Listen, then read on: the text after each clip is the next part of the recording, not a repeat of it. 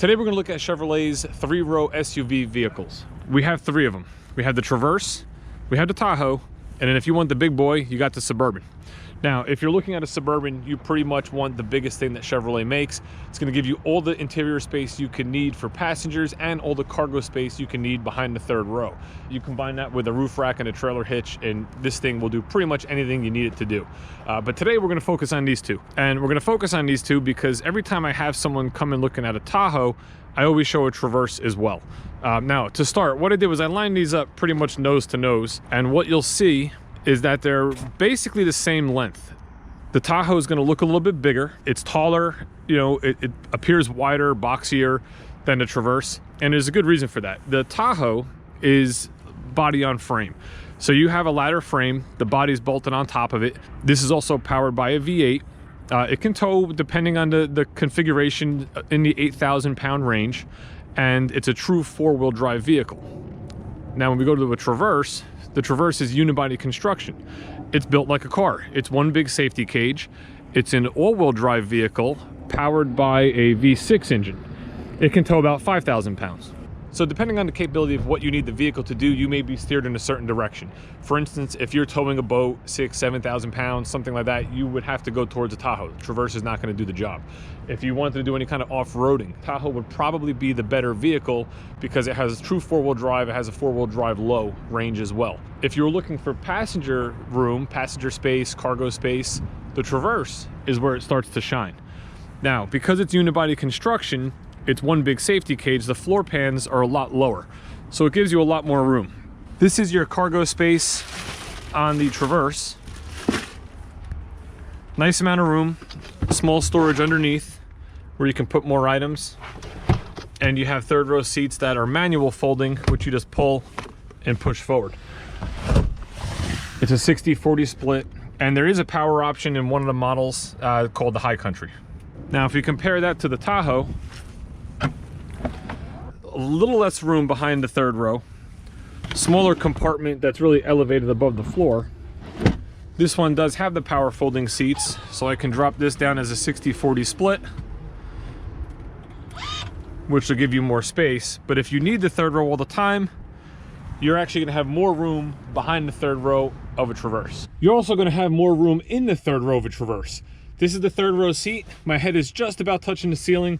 My knees are just about touching the seat. But I actually have room where I can sit here and I'm relatively comfortable. And the reason for that is because here in the second row, there's a handle underneath the seat, and this seat actually goes forward and back.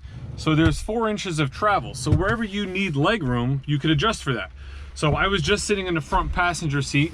This is with my seat all the way back. And if I slide this forward, I can still have adequate space, but I'm giving more space for the third row in the back. This also has the ability to have car seats installed with the latch system, which is going to be in your second row seats.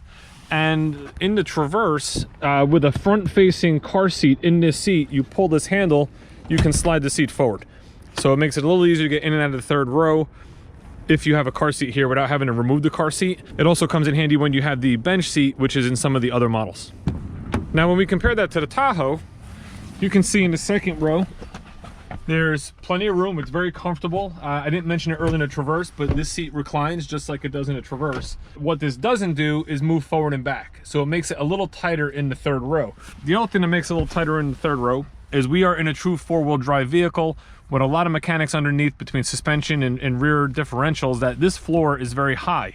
So when you look at how high the seat is off the floor, it makes it very hard for an adult to fit in the third row of this vehicle. For children, it's fine, but do you want to see me in the third row? I'm gonna hop in the third row. All right, so here I am, I'm in the third row. I can fit, my head doesn't hit, my knees don't really hit the seat, but they are like into my chin. So it's definitely not as comfortable as in the Traverse, but it is doable. Again, for children, it's okay. Both the Traverse and the Tahoe have 3 passenger third row seats with 3 shoulder belts, and they have tethers on the back of the seats for car seats. What's really nice about the Tahoe is you have the latch system in the bucket seats like the Traverse did for car seats. But here, when you have the bench, which is 3 passengers across, in the Tahoe and the Suburban, actually, you can fit 3 car seats across, which I've had many customers asking about that.